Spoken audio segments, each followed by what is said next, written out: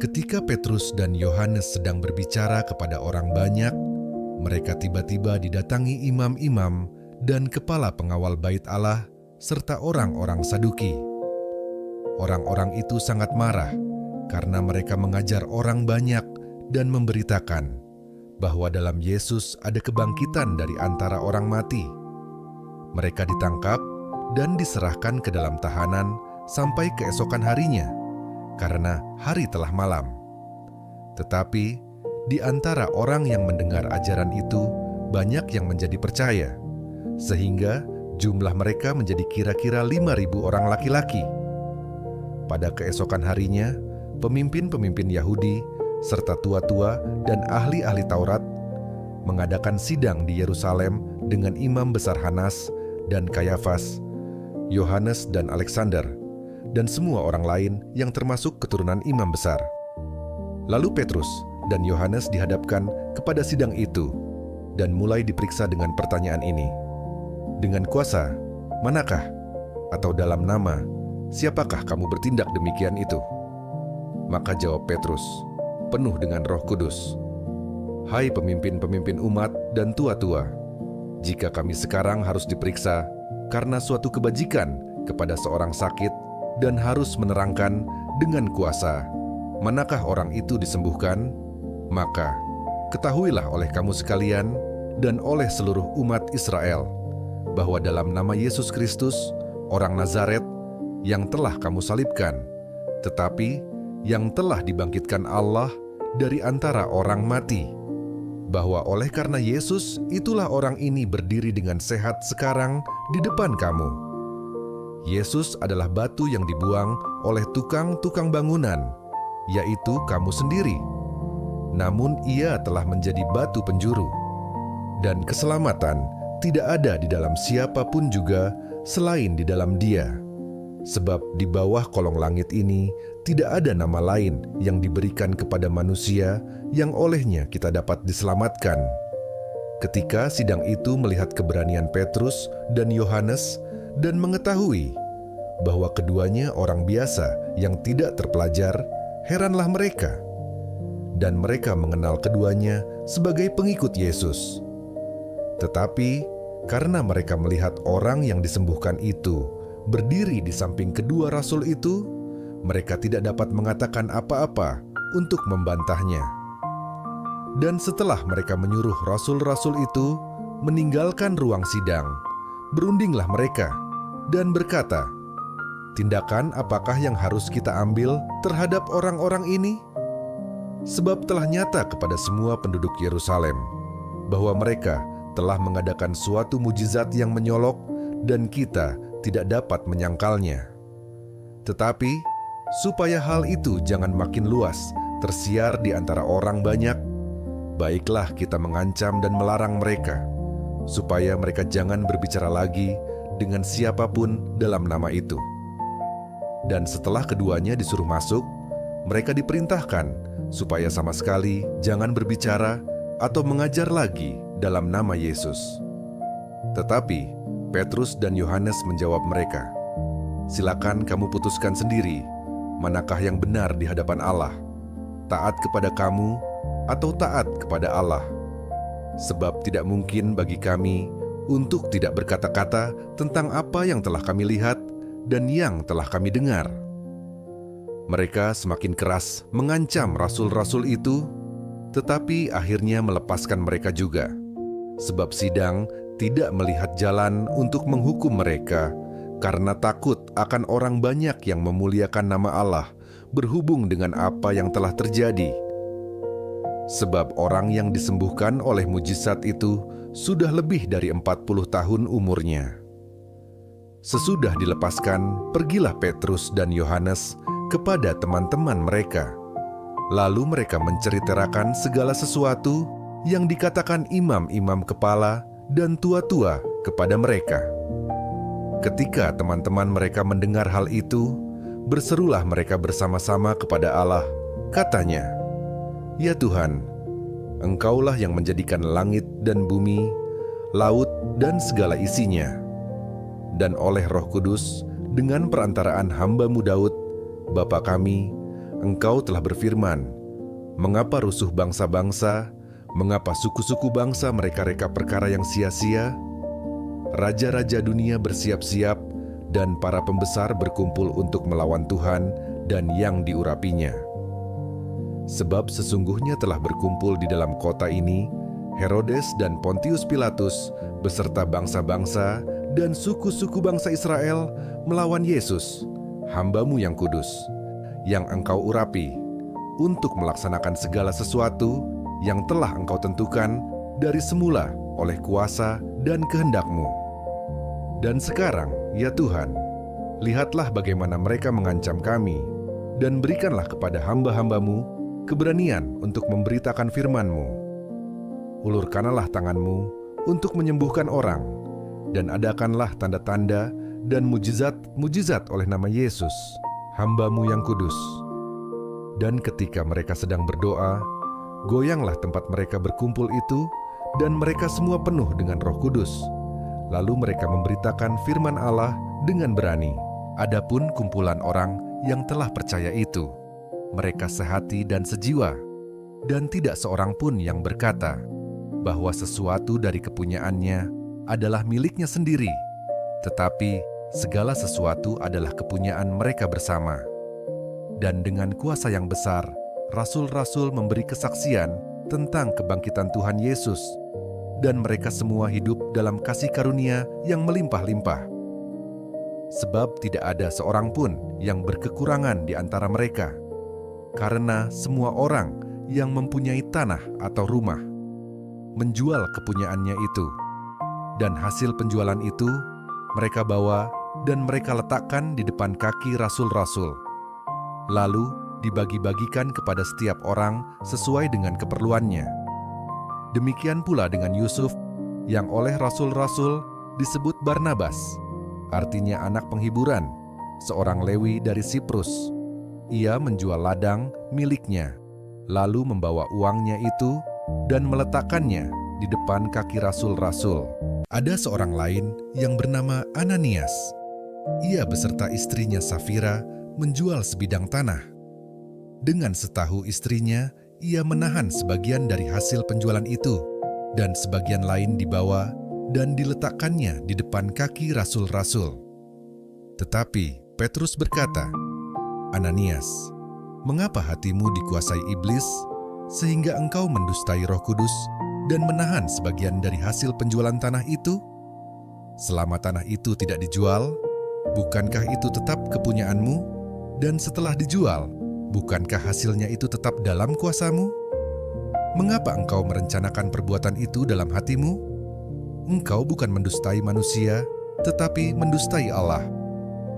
Ketika mendengar perkataan itu, rebahlah Ananias dan putuslah nyawanya. Maka sangatlah ketakutan semua orang yang mendengar hal itu. Lalu datanglah beberapa orang muda. Mereka mengapani mayat itu, mengusungnya keluar, dan pergi menguburnya. Kira-kira 3 jam kemudian, masuklah istri Ananias, tetapi ia tidak tahu apa yang telah terjadi. Kata Petrus kepadanya, katakanlah kepadaku, dengan harga sekiankah tanah itu kamu jual? Jawab perempuan itu, betul sekian. Kata Petrus, mengapa kamu berdua bersepakat untuk mencobai Roh Tuhan? Lihatlah, orang-orang yang baru mengubur suamimu berdiri di depan pintu, dan mereka akan mengusung engkau juga keluar. Lalu rebahlah perempuan itu, seketika itu juga di depan kaki Petrus, dan putuslah nyawanya. Ketika orang-orang muda itu masuk, mereka mendapati dia sudah mati. Lalu mereka mengusungnya keluar dan menguburnya di samping suaminya. Maka sangat ketakutanlah seluruh jemaat dan semua orang yang mendengar hal itu. Dan oleh rasul-rasul diadakan banyak tanda dan mujizat di antara orang banyak. Semua orang percaya selalu berkumpul di serambi Salomo dalam persekutuan yang erat. Orang-orang lain tidak ada yang berani menggabungkan diri kepada mereka. Namun mereka sangat dihormati orang banyak. Dan makin lama, makin bertambahlah jumlah orang yang percaya kepada Tuhan, baik laki-laki maupun perempuan. Bahkan mereka membawa orang-orang sakit keluar ke jalan raya dan membaringkannya di atas balai-balai dan tilam, supaya apabila Petrus lewat, setidak-tidaknya bayangannya mengenai salah seorang dari mereka. Dan juga orang banyak dari kota-kota di sekitar Yerusalem datang berduyun-duyun, serta membawa orang-orang yang sakit dan orang-orang yang diganggu roh jahat. Dan mereka semua disembuhkan. Akhirnya mulailah imam besar dan pengikut-pengikutnya, yaitu orang-orang dari mazhab Saduki, bertindak sebab mereka sangat iri hati. Mereka menangkap rasul-rasul itu, lalu memasukkan mereka ke dalam penjara kota. Tetapi, waktu malam seorang malaikat Tuhan membuka pintu-pintu penjara itu dan membawa mereka keluar, katanya, "Pergilah, berdirilah di bait Allah, dan beritakanlah seluruh firman hidup itu kepada orang banyak." Mereka mentaati pesan itu, dan menjelang pagi masuklah mereka ke dalam bait Allah, lalu mulai mengajar di situ.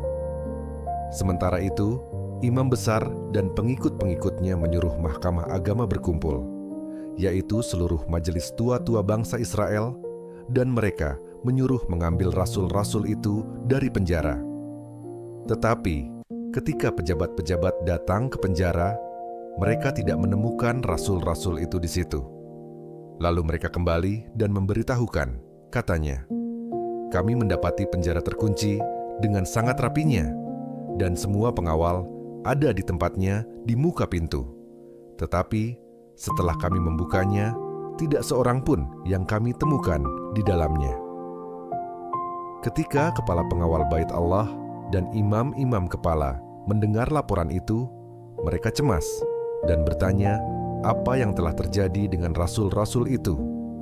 Tetapi datanglah seorang mendapatkan mereka dengan kabar, "Lihat, orang-orang yang telah kamu masukkan ke dalam penjara ada di dalam bait Allah dan mereka mengajar orang banyak."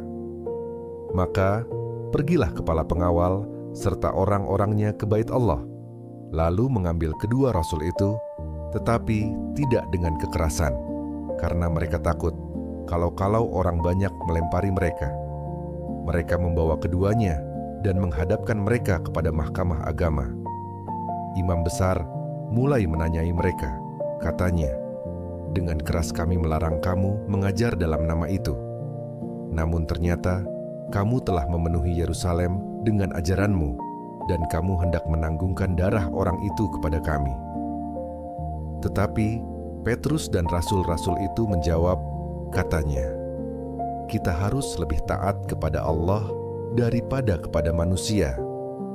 Allah nenek moyang kita telah membangkitkan Yesus, yang kamu gantungkan pada kayu salib dan kamu bunuh.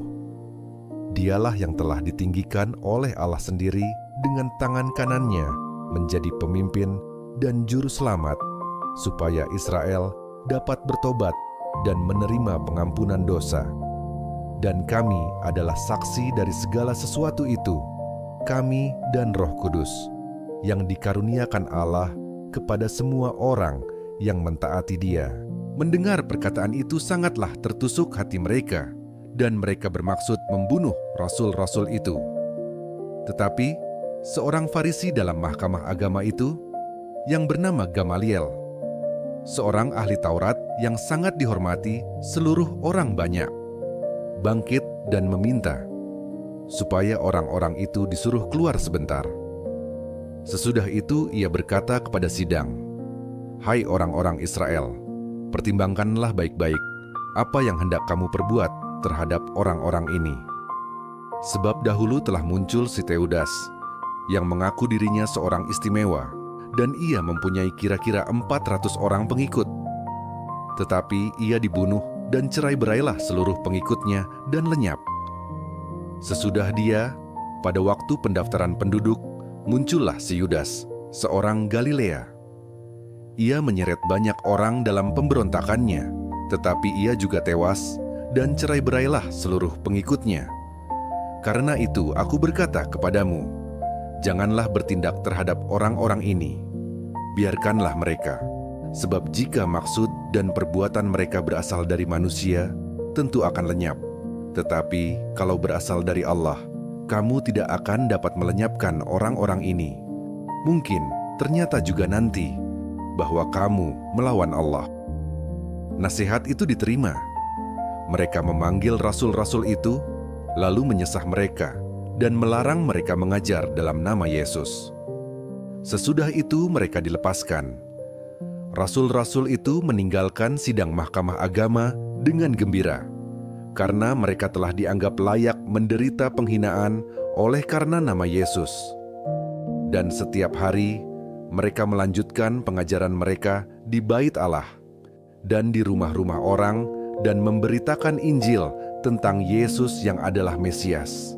Pada masa itu, ketika jumlah murid makin bertambah, timbullah sungut-sungut di antara orang-orang Yahudi yang berbahasa Yunani terhadap orang-orang Ibrani, karena pembagian kepada janda-janda mereka diabaikan dalam pelayanan sehari-hari.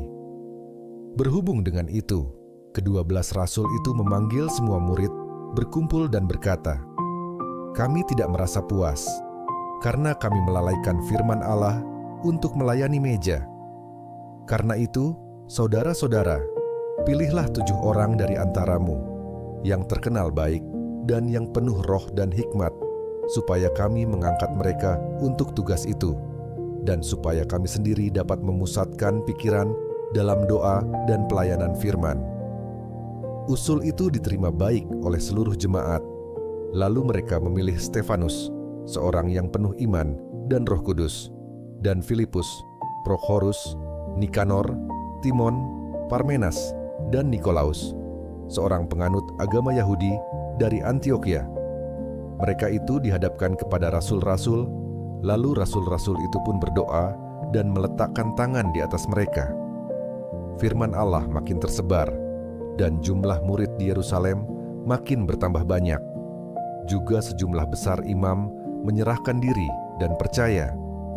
Dan Stefanus, yang penuh dengan karunia dan kuasa, mengadakan mujizat-mujizat dan tanda-tanda di antara orang banyak. Tetapi tampillah beberapa orang dari jemaat Yahudi yang disebut jemaat orang Libertini. Anggota-anggota jemaat itu adalah orang-orang dari Kirene dan dari Alexandria, bersama dengan beberapa orang Yahudi dari Kilikia dan dari Asia. Orang-orang itu bersoal jawab dengan Stefanus, tetapi mereka tidak sanggup melawan hikmatnya dan roh yang mendorong dia berbicara. Lalu mereka menghasut beberapa orang untuk mengatakan, "Kami telah mendengar dia mengucapkan kata-kata hujat terhadap Musa dan Allah."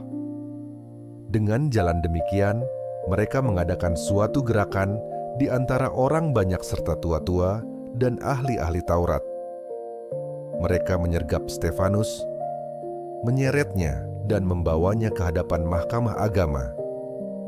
Lalu mereka memajukan saksi-saksi palsu yang berkata, "Orang ini terus-menerus mengucapkan perkataan yang menghina tempat kudus ini dan hukum Taurat, sebab kami telah mendengar dia mengatakan bahwa Yesus, orang Nazaret itu, akan merubuhkan tempat ini dan mengubah adat istiadat yang diwariskan oleh Musa kepada kita." Semua orang yang duduk dalam sidang mahkamah agama itu menatap Stefanus. Lalu mereka melihat muka Stefanus sama seperti muka seorang malaikat.